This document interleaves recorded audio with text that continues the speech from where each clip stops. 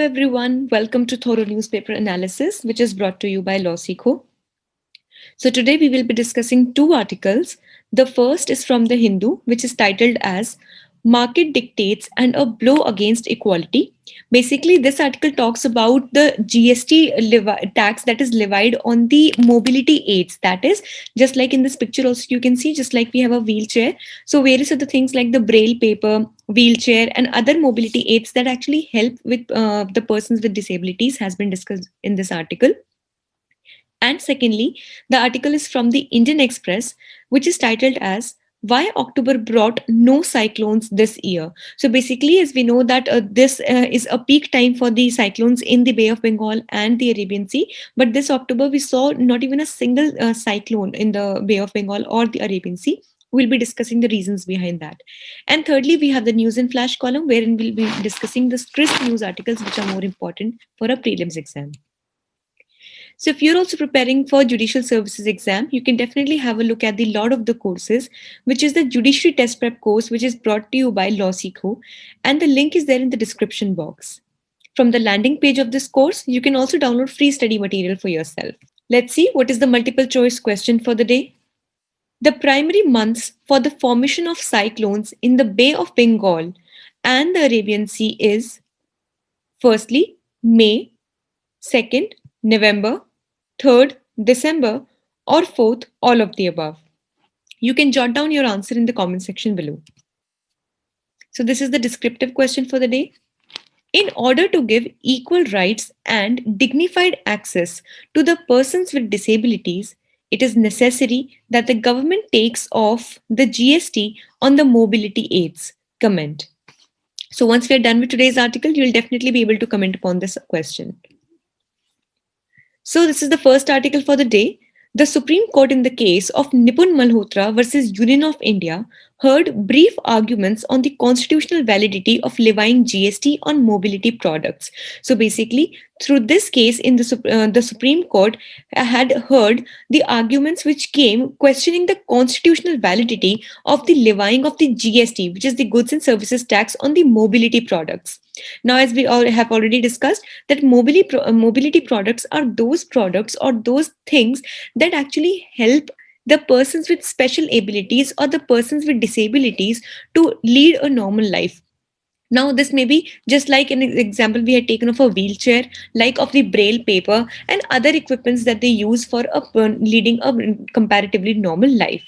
But GST, that is goods and services tax, is levied on these products as well. And that is why against it, the Supreme Court had heard it in the case of Nipun Malhotra versus Union of India. But the Supreme Court indicated that the decision to impose a tax was a matter of public policy, and thus the Supreme Court did not really have much to say in this regard.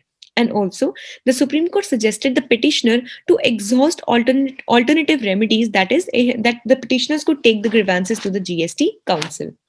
But now here another thing that has been put up in this article is that maybe there might be a chance that this entire issue is a public policy matter, but still every public policy matter also falls under Article 13 of the Indian Constitution, which talks about the judicial review.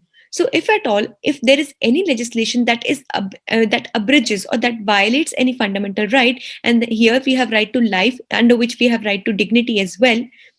So in that case, such law can definitely be heard upon by the Supreme Court and can also be declared to be as null and void if at all it is ultra vires to the Constitution. But in the recent case, in this case of the GST on the mobility products, the Supreme Court has clearly shed off its shoulders and clearly said that this particular thing is not under its jurisdiction to pronounce a judgment upon. Now, here are a few arguments that are in support of the GST and also against the GST on to be levied on the mobility products. So, what are the contentions against the GST that is levied on the mobility products? Firstly, at the inception of GST, the CG claimed that is, the central government claimed that causes of liberty and equality would benefit from GST. So the very first thing that we have for the argument against levying of GST on the mobility products is that in the time in the year 2017, when the central government had actually proposed the goods and services tax, one of the basic contentions and arguments that were put by the central government for that that GST would ensure the liberty and equality amongst the people and the various sectors of the society.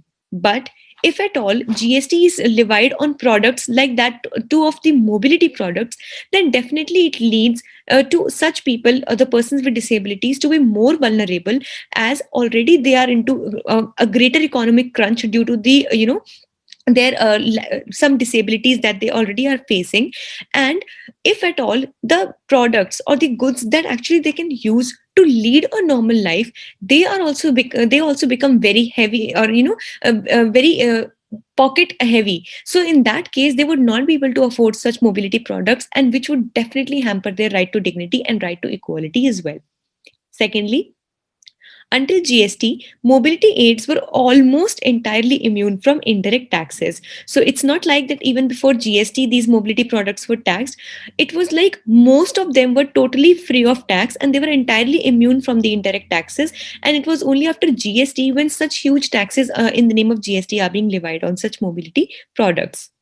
Thirdly, the levy affects the right of disabled to perform basic tasks. As we just discussed, that these are the mobility products that actually ensure that even the persons with disabilities are able to lead a normal life in terms of mobility, in terms of reading, writing, and reaching out to the world. But if at all, if the GST levying on such products also would make them unaffordable for such people, it would become really difficult for them to perform basic tasks, even like walking and reading. And fourthly, levy on female hygiene products are exempted. So even after when the GST was brought, so the tax GST was asked not to be levied on the products which were very important for the female hygiene, like various other like the products like of the sanitary pads, because at that time also they were considered to be very important for the women health and hygiene. And that is why it was known that if the prices of these products are raised, then definitely it would be very difficult for the women to buy these products and use them for their personal health and hygiene. And that is why GST is not levied on these products. In the similar manner, the people who argue against, or to just take off the GST from the mobility aids as well, they also say that here as well the onus or the responsibility is on the government to perform a reasonable classification, just as in the case of female hygiene products like sanitary pads. And in the similar manner, the mobility aids or the mobility products should also be put under this classification of reasonably being different from other products, and that is why GST should not be levied on them as well. But here are a few arguments that are in support of the GST.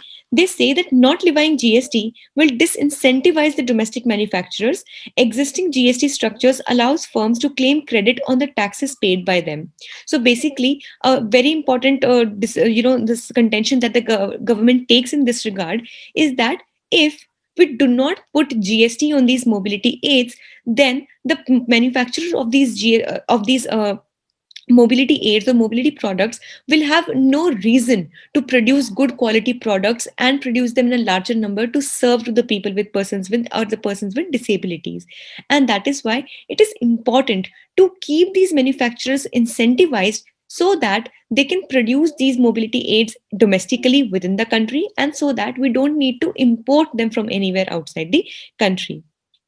But there is also an argument against this very argument that is in support of the GST, that the parliament may find other options as well, such as exempting firms from paying taxes or inputs. So basically, instead of giving them this incentivization through the GST that is being levied on the products that they're making, instead taxation relaxations can be given to such manufacturing units, so that the cost of production already comes down, and then they do not look forward to the taxes through GST to fill their pockets. And in such a way, the ultimate customer or the consumer of these mobility aids does not have to pay a lump sum amount for these basic needs that are required by him. So with this, let's discuss about the second article for the day, which talks about the cyclones in the Bay of Bengal and Arabian Sea. Basically, the time period between October and December is considered as favorable for the development of cyclones in the Bay of Bengal and Arabian Sea. So let's understand about the cyclone formation in India.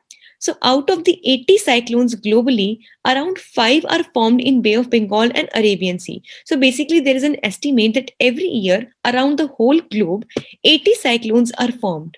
And out of these 80 cyclones, around 5 of them are formed in the Bay of Bengal and the Arabian Sea. And both of these together, the Bay of Bengal and the Arabian Sea, are also known as the North Indian Ocean. So then they enter the Bay of Bengal from South China Sea and head towards the eastern coast. Now, as you can see, if we look into the world map, just consider this southern coastline of India, which is in the V shape, right? So on the left side or the Gujarat side, we have the Arabian Sea, and on the eastern side, that is our West Bengal side, we have the Bay of Bengal. This entire region is known as the North Indian Ocean, and then here we have all the Southeast Asian countries, and here we have the South China Sea.